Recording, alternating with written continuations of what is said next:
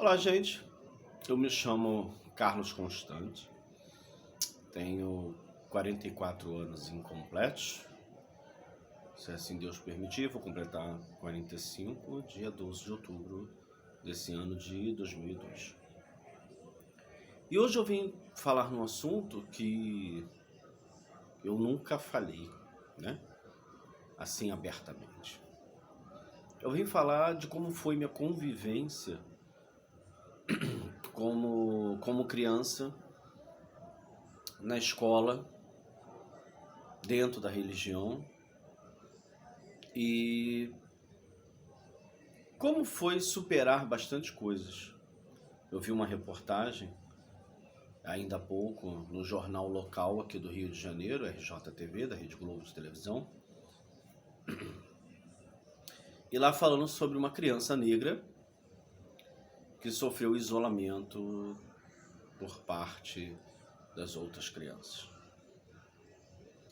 Então talvez você que é pai, você que é mãe, você nunca tenha se atentado para isso, do comportamento dos seus filhos. Eu fui criado no seio evangélico, né? Embora tenha sido batizado na Igreja Católica, fui criado em família evangélica, né? Sob influência evangélica, onde tive uma criação, mas não um evangélico de nascença, né? Evangélico de berço. Fui criado numa família que eram todo mundo umbandista ou da religião afrodescendente, afro-brasileira, né? De matriz africana. E depois, por algum motivo, que não foi ao caso, resolveram trocar de religião. E desde pequeno, eu sempre tive sentimentos que até então eram contrários daquilo que a religião pela qual eu estava sendo ali influenciado quando criança era errado, né? Eu tinha, digamos, trejeitos afeminados, digamos assim, né? Diferente das outras crianças. Mas fazia de tudo para me policiar diante até de coisas que eu via parentes falando e aquelas coisas todas. E fui crescendo na escola, porque quando você é criança, outras crianças percebem que você é diferente delas, né? Um menino que de repente gosta de ficar mais nas meninas, uma menina que de repente gosta de ficar mais com os meninos. E eu passei muitos apuros, principalmente quando eu entrei na adolescência, na fase da 5ª série, da 6ª série. E os piores momentos era a aula de educação física. Porque peguei um período da educação física que os professores só sabiam passar futebol. Era educação física, era futebol. E para as meninas, queimado. E eu gostava de jogar queimado. Mas para não jogar futebol, que eu não sabia jogar futebol, até porque eu tenho um problema na perna também, eu pegava atestado médico dizendo que eu tinha muita dor na perna. Até tinha, mas isso não impedia muito. E naquela época, na fase de 5ª, 6ª série, eu já sofria muito bullying, já que os meninos, né, percebiam que eu tinha um jeito diferente. E algumas vezes que eu cheguei a praticar aula física, né, de educação física, o horror era a hora do banho. Por vezes eu saía da aula de educação física sem tomar banho e ia para casa. Uma vez eu fiquei com tanta vergonha que eu tomei banho com tênis e tudo. E eu me lembro que numa dessas vezes eu levei soco, eu levei tapa, eu levei até cusparada. porque o meu jeito era diferente do que os meninos estavam ali. E isso também quando criança, por muitas das vezes. Era empurrões, era tapas, era biscoito de polvilho jogado na cabeça. E meus pais nunca souberam disso. Porque eu tinha vergonha de falar, como é que eu ia falar para meu pai, para minha mãe, já que a gente sendo criado num seio muito religioso, que eu estaria apanhando porque eu era diferente. A palavra diferente para dizer homossexual. Eu não poderia causar esse desgosto por meus pais e nem passar essa vergonha. Então, quando eu ia para os cultos, naquela época da Universal, dessas igrejas que oferecem salvação instantânea, cura imediata, passava em tapete de sal, fazia corrente não sei quantas sexta-feira. Eu sou de uma época que não existia a sessão do descarrego, mas era a sexta-feira da libertação. Corrente dos 70. Quem nunca ouviu falar na corrente dos 70? Lá na abolição da Igreja Universal. Cansei de passar naquela corrente dos 70. Óleo ungido na cabeça.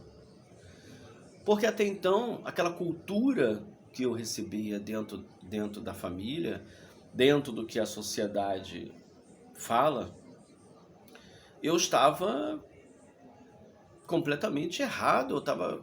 Eu tinha sentimentos de pessoas igual a mim. Ou seja, eu era menino e eu gostava de menino. Mas na visão religiosa, na visão evangélica pela qual eu fui criado, eu poderia estar tendo uma influência de uma pombagira, ou influência do diabo, do demônio. Assim. E quantas vezes eu sofri calado? Eu sofria bullying por diversos motivos. Eu sofria bullying porque eu tinha trejeitos femininos. Eu sofria bullying porque eu era gordo, gordinho. Eu sofria bullying por causa do meu problema na perna, porque eu ando assim, né? Então, na época, alguns colegas de sala ficavam, deixa que eu chuto, deixa que eu chuto. Eu sofria bullying, cansei de levar tapão em corredor polonês, pelo simples fato que a minha mãe tem uma estatura baixinha. Que às vezes minha mãe ia buscar no colégio, e o pessoal falava, não, tua mãe, a Anã chegou. Mas eu apanhava, gente. Hoje eu falo de tranquilidade. Minha mãe nunca soube disso. Minha mãe vem saber de algumas coisas quando eu fiz 40 anos. E eu contei tudo para minha mãe, né? Meu pai morreu em 2016, com 70 anos, e ele nunca soube disso. Meu pai nunca soube que eu apanhava no colégio por ser homossexual. E naquela época, às vezes, eu apanhava também porque eu era crente. Olha como é que são as coisas. Porque eu fui criado numa religião que realmente o meio evangélico era diferente de tudo que está acontecendo hoje. Antigamente, realmente, o foco era muito Jesus salva. Hoje é alguns políticos aí que salvam, né? Mas enfim, não é um caso. Então, para você que é mãe, para você que é pai, para você que é responsável, tenta conversar com seus filhos, pergunta como foi o colégio, como está sendo no dia a dia, dá uma olhada nos cadernos, dá uma olhada nos materiais, começa de pequeno, porque eu, por muitas das vezes, eu tinha material jogado no chão. E minha mãe e meu pai nunca tiveram muito dinheiro para comprar material assim, bonito, né? Era aquelas folhas com muitas das vezes reciclável, né? Aquelas folhas meio escuras. Sempre tive vontade de ter aquele estojo do Paraguai, né? Que você apertava um botão, via uma porrada de gavetinha, aquela coisa toda. Sempre tive vontade de ter aquela mochila na época, era uma mochila jeans, era da Hedley, não sei, não me lembro. Mas meu pai ganhando um pouco, minha mãe passando roupa para fora, eles compravam aquilo que podia, né? Então, eles compravam aquilo que podia. E eu aceitava numa boa. Sabia do entendimento. Mas muitas das vezes eu tinha o material rasgado. E eu fazia de tudo para arrancar aquelas folhas amassadas. E minha mãe até falava assim, pô, o caderno não dura para você, acaba logo. Eu falei, mãe, tem que tirar para fazer teste, aquelas coisas todas.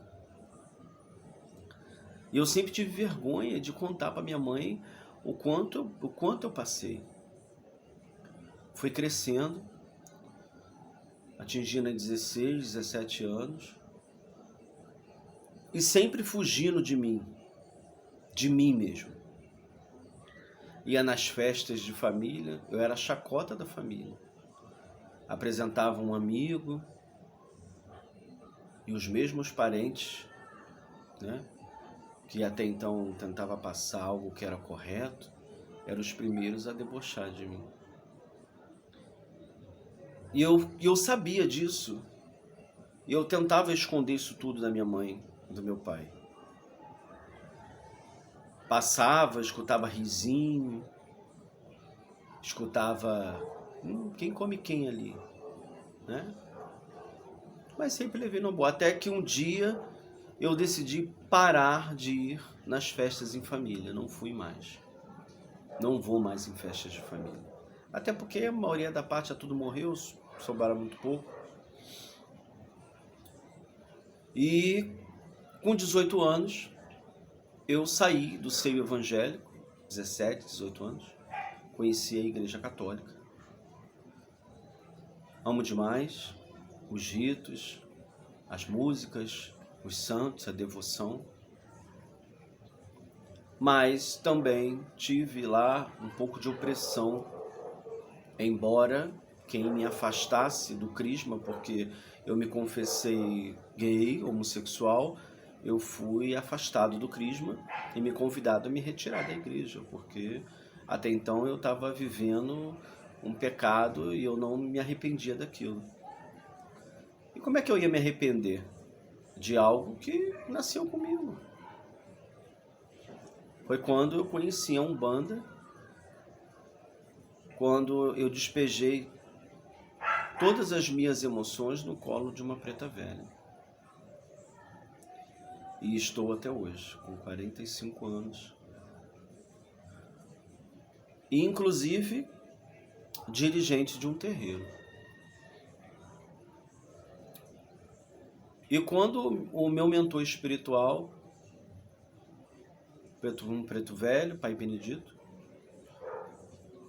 me orientasse que eu abrisse a casa, eu prometi para ele, prometi para Deus, que na nossa casa espiritual ninguém iria sofrer o que eu sofri dentro dos templos religiosos. Aquele que entrar aqui vai ser amado. Aquele que entrar aqui vai ser abraçado. Não importa se é heterossexual, se é homossexual, se é bissexual, se é trans, se é... Vocês me perdoam porque eu não sei falar essas letras todas, mas aqui eu quero olhar o coração de cada um. E qual é a lição que fica de hoje aqui? É para que você que tenha filhos, vocês que são héteros, percebam cada sinal que um filho, uma filha tenta passar mesmo que escondido. Hoje vivemos uma época diferente, talvez é mais fácil de identificar. Mas eu poderia ter me tornado uma pessoa amarga, eu poderia ter me tornado uma pessoa que tivesse enveredado por um caminho não muito legal. Mas uma coisa eu sempre tive foi fé. Seja na evangélica, seja na católica, seja na Umbanda, eu sempre tive fé. E convicção que Deus me ama como eu sou. Não importa aquilo que eu sou, importa o que eu faço de bem para o outro. Muitas pessoas que condenam as outras por causa, seja de uma Sagrada Escritura, ou seja por um livro, seja... Ou muitas das vezes, aquelas mesmas pessoas que te condenam são as mesmas que tentam abusar de você. Quanto choro eu deixei preso, quantas lágrimas eu não deixei serem derramadas. Quantos tapas na cabeça eu não deixei doer na minha alma. Quantos empurrões. Quantos refrigerantes caídos por um tapa na mão.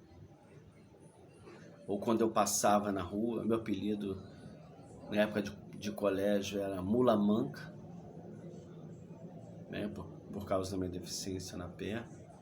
Isso, e fora todos aqueles outros apelidos carinhosos, porque os amigos identificam que você é um pouco diferente.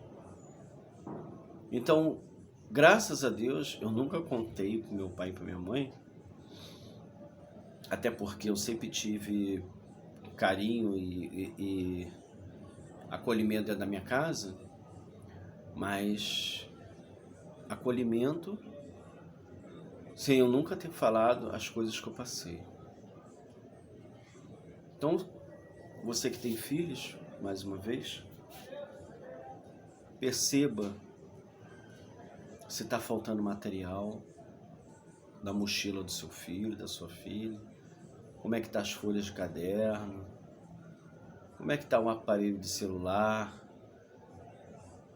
como são as roupas, porque às vezes a gente chega em casa com uma roupa rasgada, a gente fala que caiu, mas às vezes leva-se pro chão. Eu me lembro que algumas vezes umas 2 vezes eu cheguei em casa com a roupa toda suja. E minha mãe, hoje ela não se lembra mais disso, mas a minha mãe falava assim, parece até que você se deitou no carvoeiro. Mas não, às vezes era de brigas no colégio, que era jogado no chão. Então, às vezes, eu louvo a Deus até por causa disso, desses atos de bullying, de violência, de eu não ter batido a cabeça na parede, de eu não ter batido com a cabeça e de repente ficado com a sequela. Eu tenho ótimas lembranças do tempo de colégio, mas eu tenho também coisas que vão comigo pro resto da minha vida. Mas que talvez esse bate-papo que eu estou tendo com você, nesse canal, talvez te sirva para alguma coisa.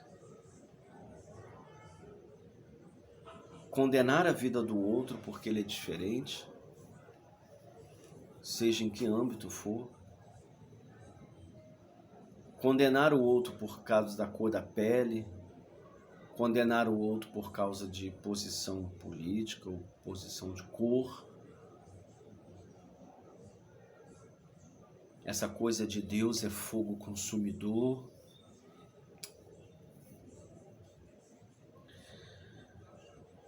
Às vezes, tem muitas pessoas que vêm na internet e pregam até contra o aborto, e foram as mesmas pessoas que apoiaram outras que foram mortas na fogueira acusadas de feitiçaria e tantas outras coisas. Porque dizem que a gente não pode tirar a vida de uma pessoa, mas outras podem em nome de Deus. Então, eu tive meu momento de dúvida quanto a essa existência desse Deus que eu recebia quando eu era criança, quando eu era pré-adolescente. Hoje eu creio num Deus que é misericórdia, é um Deus que ele é amor. Jesus foi chicoteado, Jesus foi perseguido por aqueles que falavam que era sábio, eram sacerdotes, né? Jesus não foi morto pelos gays, Jesus não foi morto pelas prostitutas, pelos ladrões. Jesus foi morto pelo meio de bem daquele tempo. E hoje não muda muita coisa. Hoje nós estamos insensíveis, muito mais insensíveis do que na minha época. Além do bullying, que piorou mais ainda, a gente está acostumado a passar na rua e ver pessoas jogadas pelas calçadas. A gente não se comove mais com a pessoa que morre na rua. Eu sou do tempo que, quando a gente via alguém morto na rua, se cobria com lençol e acendia-se uma vela do lado. Sou do tempo que, mesmo de criação evangélica, quando eu ficava doente, tinha alguém para me levar na rezadeira e eu ficava muito bem. Então, não permita que a história do seu filho, da sua filha, seja recheado de traumas. Você que é pai, você que é mãe, seja pai heterossexual ou homossexual, ame seus filhos incondicionalmente. Não permitam que ninguém de fora do seu seio familiar condene seus filhos por qualquer visão, distorção religiosa. Não deixe de aceitar e respeitar os seus filhos como eles são, porque desse mundo você não leva nada. Não é possível, a gente não tem mais espaço para tanto preconceito, racismo, intolerância. Nós passamos por diversas situações, nós passamos agora por uma pandemia e a gente não aprendeu nada, não aprendeu nada. É preciso que a gente tenha consciência que precisamos evoluir. Porque quando você acolhe seu filho, quando você acolhe a sua filha no seu seio, dentro da sua casa, você fecha as portas para as facilidades que estão lá fora.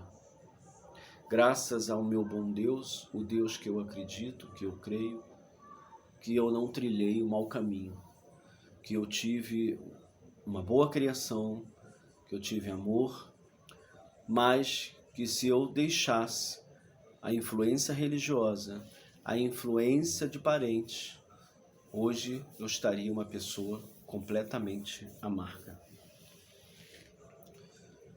Então, que esse papo que eu estou tendo aqui com vocês possam tirar algum fruto e vocês perceberem os seus filhos.